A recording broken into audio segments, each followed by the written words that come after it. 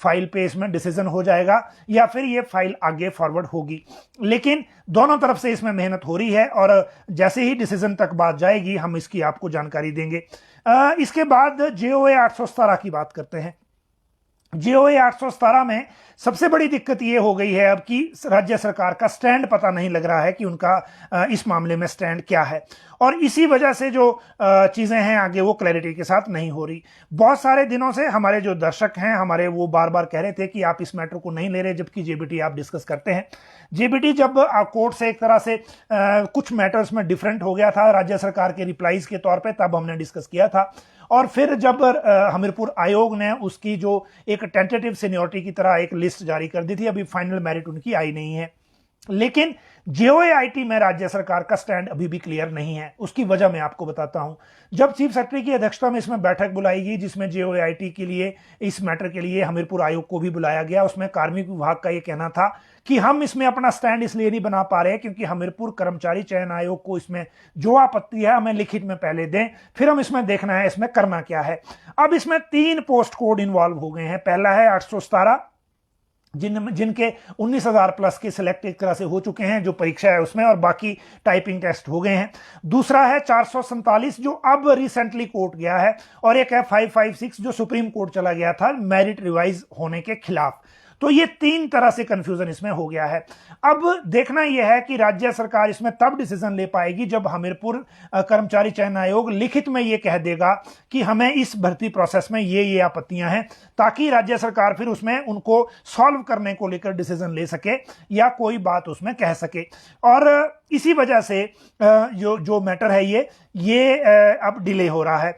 आज जब इसमें हमने जो एसीएस पर्सोनल हैं प्रबोध सक्सेना उनसे बात की तो उन्होंने कहा कि हम इस मैटर को जल्दी सुलझाना चाहते हैं।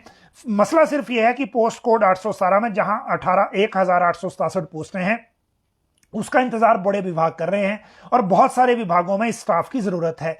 लेकिन जो 556 और 447 ये जो 2 इसमें साथ में उलझ गए हैं, इस वजह से अब हमीरपुर कर्मचारी चयन आयोग बताएगा, उस पर हम फिर लॉ में ओपिनियन लेके अपना स्टैंड कोर्ट को बताएंगे ताकि इस भर्ती को जल्दी किया जा सके।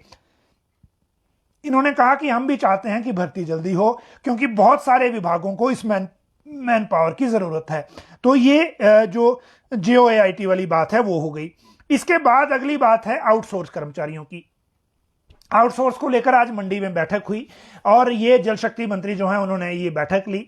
इस बैठक में जो तय किया गया वो उन्होंने सारे सुझाव लिए, फिर ये कहा कि कोई और भी सुझाव होगा तो लिखित में दे सकते हैं। लेकिन 2 चीजें इसमें बड़ी क्लियर हो गई हैं। पहली बात यह कि सरकार इसमें पॉसिबल अनाउंसमेंट 15 अप्रैल के दिन हिमाचल डे के दिन कर सकती है।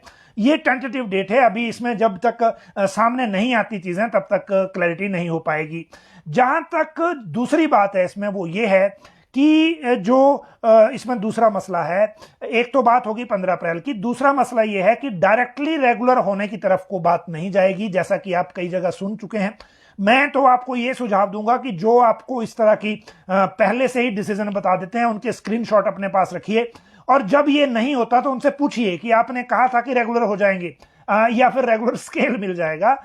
अभी तक रेगुलर का कोई व्यवस्था नहीं है, हो भी नहीं सकते, लीगल मैटर अट्रैक्ट होंगे, लेकिन इसके लिए एक बाईपास का माध्यम ढूंढना पड़ेगा। और अभी तक जो तैयारी है और जिस तरह से सुझाव और ज्ञापन दिए गए हैं ये पैरा वर्कर पॉलिसी की तरफ, पैरा पॉलिसी की तरफ को बात जारी है।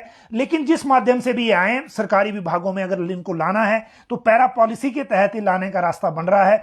लेकिन जब तक सिफारिशें फाइनल नहीं होती तब तक हमें इंतजार करना चाहिए।